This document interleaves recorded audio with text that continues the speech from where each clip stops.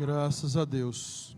Isso é a pura verdade, né? O nosso estudo, ele está baseado no livro de Números,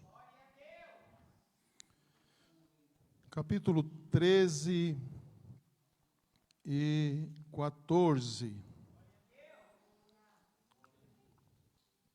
E nós estamos falando sobre os efeitos da incredulidade, que tem sido uma epidemia nos nossos dias. E também um sinal do fim dos tempos. Mais do que um sinal do fim dos tempos,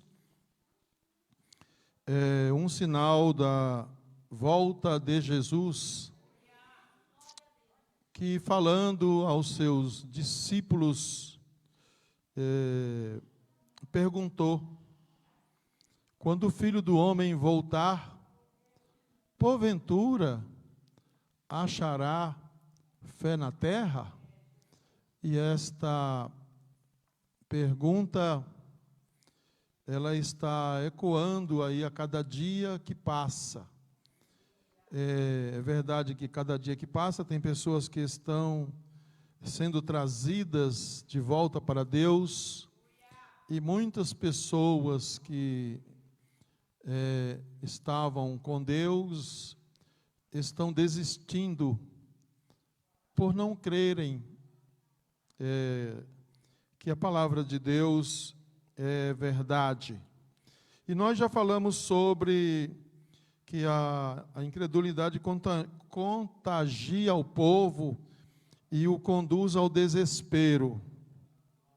Nós também falamos que a incredulidade conduz o povo à murmuração. Se tem algo ruim no meio do povo de Deus, é esta coisa de murmuração, porque quando ela se dissemina no meio da comunidade, no meio da igreja, é como aquela rede de pescar, ela leva os bons e leva os maus. Precisa estar muito, muito arraigado na palavra de Deus para não entrar nesse negócio de murmuração. E também nós falamos que a incredulidade, um dos efeitos, o terceiro efeito da incredulidade, é que ela conduz o povo à ingratidão. Deus estava sustentando o povo com maná, Deus estava conduzindo o povo através da nuvem durante o dia e da coluna de fogo durante a noite, através dos seus sinais. E mesmo assim, chegou uma hora que o povo disse para Moisés: não tem mais nada para nós comer, só tem esse maná maldito. Na sua palavra, na sua Bíblia, pode ser que está escrito esse vil maná, mas a verdadeira palavra é maldito. Como você pode chamar maldito aquilo que Deus deu do céu? Diz que é o maná do céu. Eu já disse aqui as propriedades que existem nesse maná. Tem todos os nutrientes que o corpo humano necessita para não desfalecer. E agora nós vamos para o quarto efeito da incredulidade, a incredulidade conduz o povo à insolência contra Deus. Números 14, 3, diz assim a palavra: e porque nos traz o Senhor a esta terra, para cairmos à espada, e para que nossas mulheres e nossas crianças sejam por presa, não nos seria melhor voltarmos ao Egito? Você não pode, mas acontece.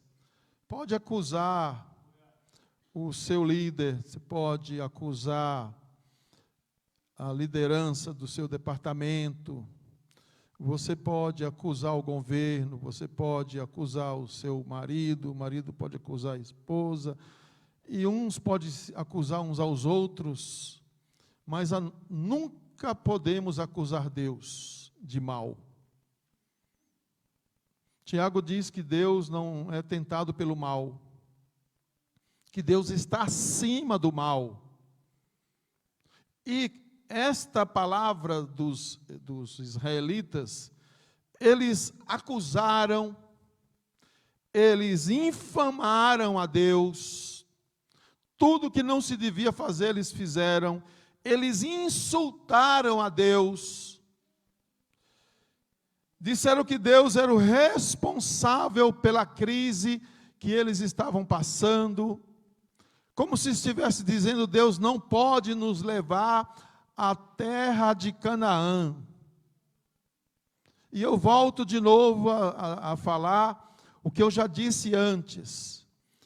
A gente lendo o texto aqui, depois de muitos anos passados e acontecido, se nós estivéssemos lá, como seria a nossa reação? Qual seria? Porque agora criticar o povo é fácil, porque está tudo mastigado aqui.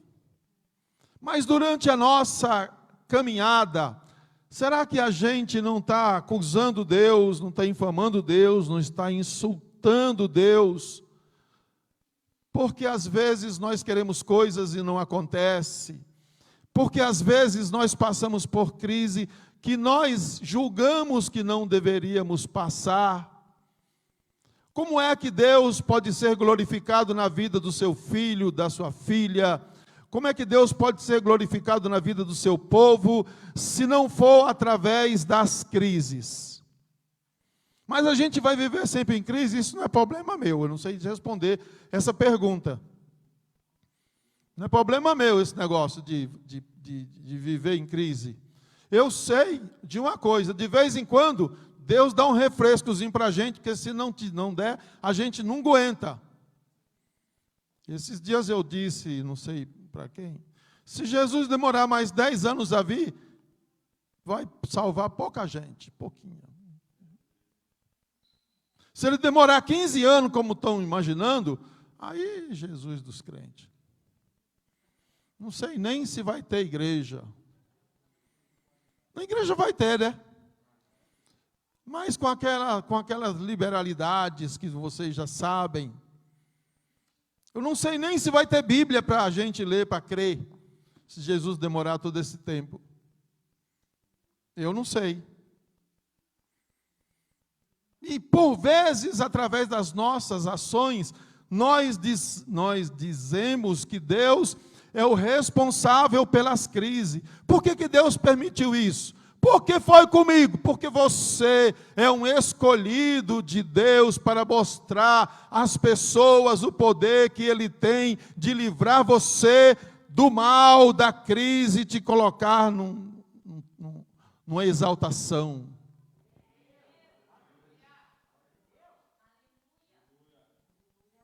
Como a nossa fé vai crescer, que é o antídoto da incredulidade, se não for através das provas.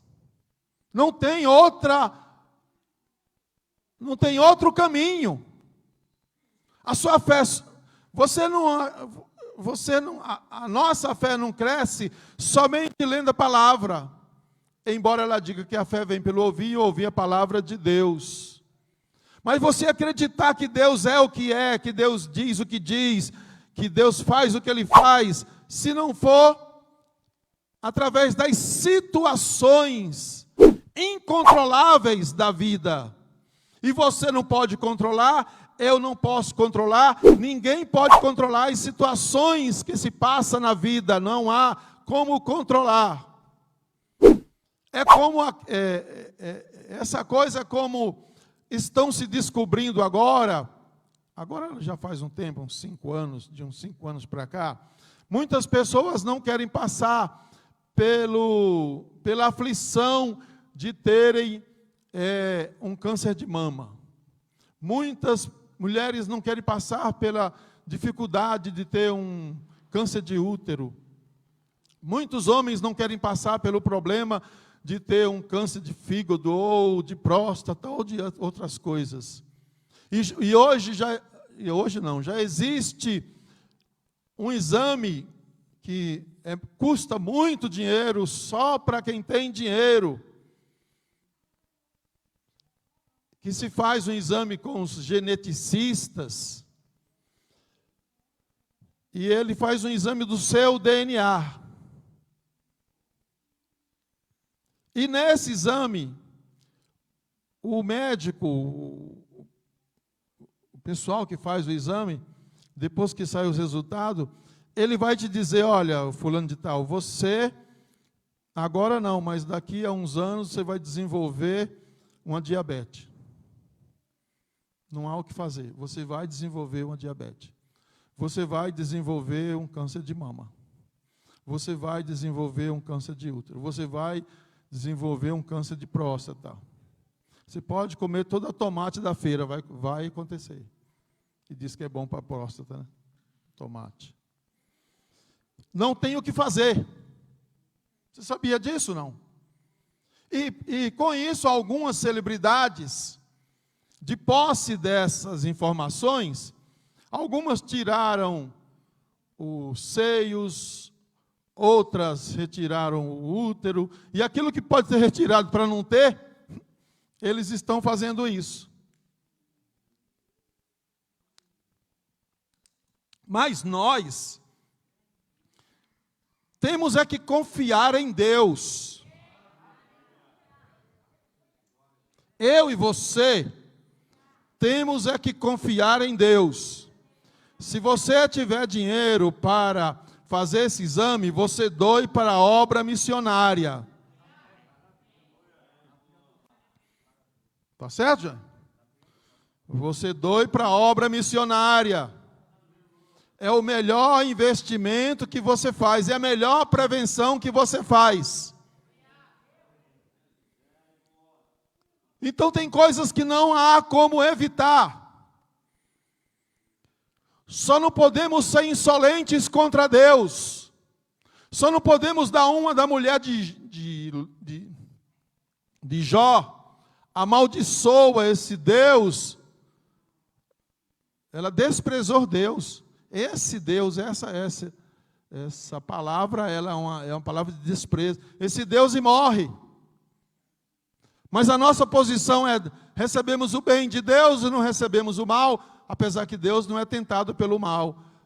O que ela estava dizendo é aquilo que os seus olhos viam, mas ali havia um desafio entre Deus e o diabo.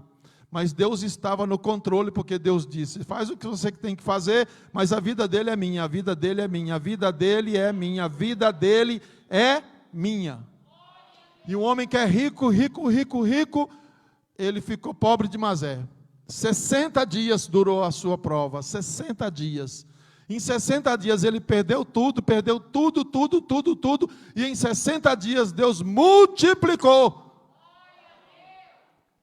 Então, nós não podemos ser insolentes contra Deus. É ruim, é mau negócio sermos insolentes contra Deus, duvidar de Deus. Deus não é responsável pelo mal, Deus tem tudo sob seu controle. Mesmo aquelas situações que eu não consigo explicar, e nem você, por que Deus permitiu que fulano... Não, irmão, não entra nesse departamento, que isso aí está em Deuteronômio 29. As coisas reveladas são para nós e os nossos filhos, e as não reveladas é para o nosso Deus. E Deus não nos diz tudo o que nós queremos saber. Deus não diz, às vezes Deus não diz nada. E eu tenho um exemplo que eu sempre digo de Jó. Jó perguntou. Quando Deus abriu a boca para falar, Deus disse: ô Jó, fica de pé. O homem só tinha osso, Deus fala, fica de pé. Com toda aquela fraqueza, Deus coloca Jó de pé. Eu vou perguntar e tu me responde. Um redemoinho assim, um redemoinho. Não é esses pequenininhos, não. É um redemoinho grandão. Em volta de Jó e Deus falando, Jó, onde estava tu, onde estava tu, onde estava tu, onde estava tu. Acho que até as dores de Jó acabou. Quando Deus terminou de falar, Jó disse, ó, colocou lá a mão na minha boca, porque eu disse e falei do que não sabia. Então, a insolência contra Deus é feito de incredulidade. A incredulidade também conduz à apostasia. É melhor voltar para o Egito. Esse negócio de crente, eu estou a vida inteira na igreja e não prospero, eu estou a vida inteira na igreja, fico dependendo, eu estou a vida inteira na igreja e não vai, o negócio não vai, dá um passo e anda dois, dá um passo e anda dois, fica andando que nem caranguejo, dá um passo e anda dois. Deixa eu dizer uma coisa para você, tem algumas pessoas, e eu não sei quem são, nem você, que Deus vai ter ele na cordinha apertada, assim, na cordinha apertada, no chinelo de dedo, porque se Deus der uma sandália para ele, ele vai pisar na cabeça de algumas pessoas. Se Deus der uma roupinha melhor para ele já vai achar que é a última bolacha do pacote, embora a última bolacha seja quebrada, né?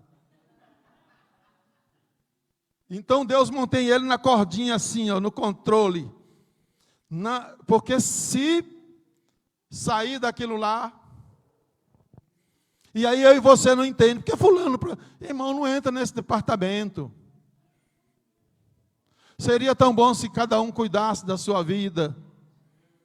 Cada um cuida da sua, cada um cuidando da sua vidinha, e abençoando a vida do outro, abençoando a vida do outro. Não seja que nem os amigos de Jó. Então, apostasia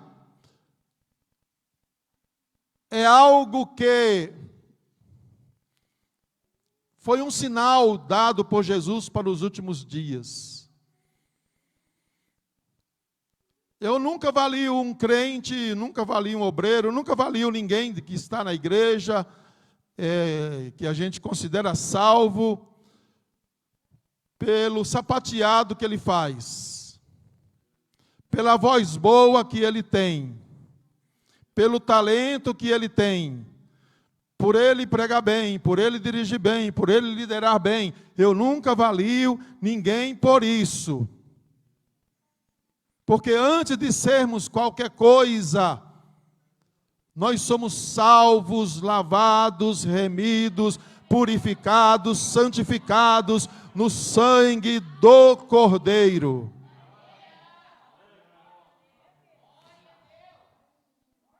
E tem pessoas que batem no peito e falam, agora se eu sair, eu quero só ver, Deus vai colocar o melhor. Foi o que Deus disse para Saul? Ô Saul, Deus já escolheu o melhor do que você. Melhor do que você. E sempre foi assim. Temos que ter humildade para receber aquilo que Deus nos dá. Temos que nos considerar privilegiados por fazer alguma coisa para o reino de Deus, para edificar a vida das pessoas.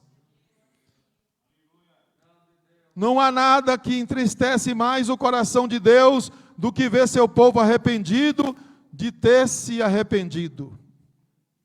Entenderam? De ter o seu povo arrependido, de ter se arrependido, de ter se voltado para Deus. Eu achei que era melhor. Há tanta gente aí que está fora da igreja e nunca mais vai voltar. Porque ele se equivocou quando veio para a igreja. Porque disseram para ele, olha, você vai para a igreja, logo você vai prosperar. Esses crentes aí é tudo abençoado. Aí ele vem para a igreja com esse propósito, aceita Jesus com esse propósito, e fica na igreja com esse propósito. Quando ele vê o pastor pedir, aqui a gente já não pede muito, que se pedir os irmãos ficam perturbados da cabeça. Mas aqui a gente não pede muito, mas tem lugar que pede, irmão, mas que pede. Que é uma coisa, olha. E eu fico imaginando nós, eu e você, vivendo lá no tempo, nesse tempo. Eu relacionei aqui 13 ofertas que o povo tinha que dar, pelo menos uma vez por mês. Algumas era todo dia. Como é que pode?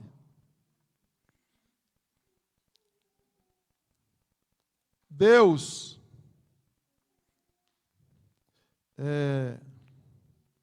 o povo não pode se enfastiar da direção de Deus, da sua companhia, do seu sustento. Às vezes você não conseguiu meio de se sustentar, mas Deus proveu uma igreja que vai te ajudar nesse sustento. Isso é temporário, isso passa. Hoje você é sustentado de alguma forma pela igreja, é ajudado de alguma forma, mas amanhã você está fazendo isto de novo com as outras pessoas. É assim que funciona. Mas não se afaste. Quando você deixa a igreja e volta para o mundo, para o pecado, só vê gigantes diante de você e não o poder de Deus. E isso leva à apostasia e fere o coração de Deus. Tem tantas pessoas hoje que não creem mais, que não acreditam mais, que eram pessoas que eram até crentes bons, mas que não acredita mais, apostatou da fé, e só apostata da fé quem uma vez já aceitou a fé. Não há como um incrédulo apostatar da fé. Quem apostata da fé é crente, é alguém que fez uma confissão por Jesus. E isso não é uma coisa boa, e é um sinal desses tempos. É um sinal desses dias que nós estamos vivendo. Quantas pessoas neste período de 2 anos que nós estamos vivendo, desistiram de Deus, porque perderam entes queridos e não conseguiram se resignar e aceitar essa situação que ninguém pode fazer nada. Você chorar, você entristecer uma coisa, mas você se revoltar, isso é diferente. Deus nunca perdeu o controle. Deus nunca deixou de ter o seu cuidado com a igreja. Estou falando de mim, estou falando de você. Nunca.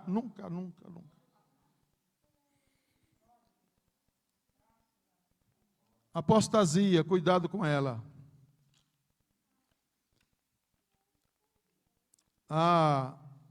Outro efeito da incredulidade é a amotinação. Isso aqui é terrível. Hoje nós temos um evangelho, estou generalizando, de água com açúcar. Não faz muito efeito. A amotinação diziam uns aos outros: levantemos um capitão e voltemos para o Egito. Deus tinha nomeado Arão, Deus tinha nomeado Moisés, Deus tinha nomeado juízes, Deus tinha nomeado o povo. Agora esse povo disse assim: não, agora nós não vamos fazer mais, nós vamos amotinar aqui e nós vamos escolher, é nós que vamos escolher. E quando as pessoas escolhem baseada nessa situação, ela escolhe baseado naquilo que os olhos veem, escolhe baseado na aparência. Deus escolhe baseado no coração. Foi isso que ele disse para Samuel: ô Samuel, esses meninos aí é tudo bonitão, tudo pãozão, mas eu não escolhi nenhum deles não. que eu escolhi estar lá no pasto. Escolhi o Davizinho. E mais tarde, a Bíblia diz que ele era o homem segundo o coração de Deus. Sabe qual é a razão? Se você olhar Davi, você vai ver tantas falhas. Mas como é que Deus chama alguém segundo o seu coração, uma pessoa como Davi? Porque Deus dizia assim, Davi, vai lá e faz isso. Davi não perguntava, Senhor, mas como? Davi ia lá e fazia. Davi, vai lá e faça isso. Davi ia lá e fazia. Davi, vai lá e faça isso. Davi ia lá e fazia. E quando você faz aquilo que Deus manda, você se torna segundo o coração de Deus. Você não questiona as ordens de Deus. Faça o que Deus manda. Não queira entender o processo. Que às vezes a gente quer saber, Deus, eu vou fazer, mas como é que... Não, vá lá, simplesmente faça. Esse negócio de crente é um negócio meio louco. Meio louco não, é louco e meio. Tem coisa que tem que ser doido para fazer.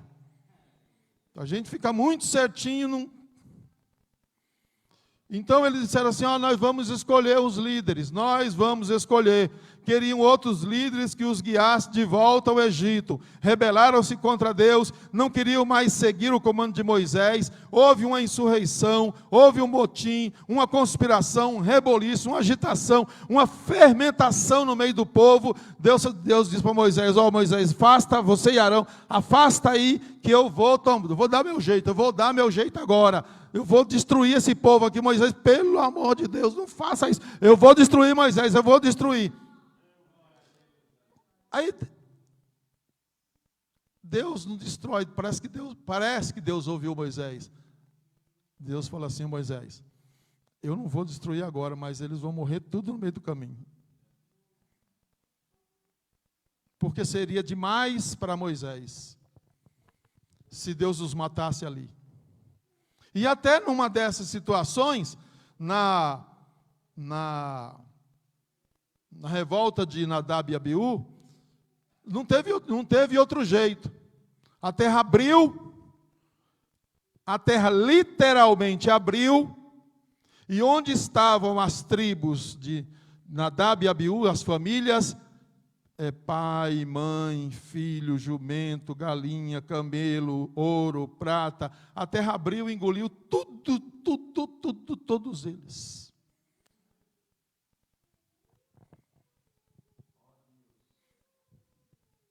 Porque não pode. Finalmente, irmãos, para me terminar esse tópico aqui, para a gente ir para o que devemos fazer na hora da epidemia, aí vai ser coisa boa. O que devemos fazer? A incredulidade conduz ao medo do inimigo. A pessoa vê coisas que não existem. Vê coisas que não existem. Vê fantasma. Como aconteceu com os discípulos lá no Mar da Galileia. É um fantasma. Andaram com Jesus, comeram com Jesus, viviam com Jesus, de manhã, de tarde, de noite, e Jesus andando por cima das águas. Se eu estou andando aqui com qualquer um de vocês, eu vejo vocês andando por cima das águas, foi o Gabriel. Lá vem o pastor Gabriel, lá vem o pastor Zé. Mas se tiver com medo, o Gabriel vai ser um gigante, vai ser um fantasma. A gente vê fantasma onde não tem. Onde não existe. O medo altera as situações. E o medo faz parte da nossa estrutura humana, da nossa natureza humana. Mas nós não temos só a natureza humana. Nós temos uma natureza divina que acredita no impossível, que acredita no milagre, que acredita no livramento, que acredita numa solução na hora da situação, parece que vai afundar, está lá, ele está vindo por cima das águas, não é fantasma, ele não é fantasma, não é miragem, não é algo produzido pelo medo, é Jesus de Nazaré. Nós temos que ter a mesma postura de Josué e Calebe. Se Deus se agradar de nós, nós vamos vencer, nós vamos fazer, se Deus estiver conosco, diz Davi, nós faremos proezas.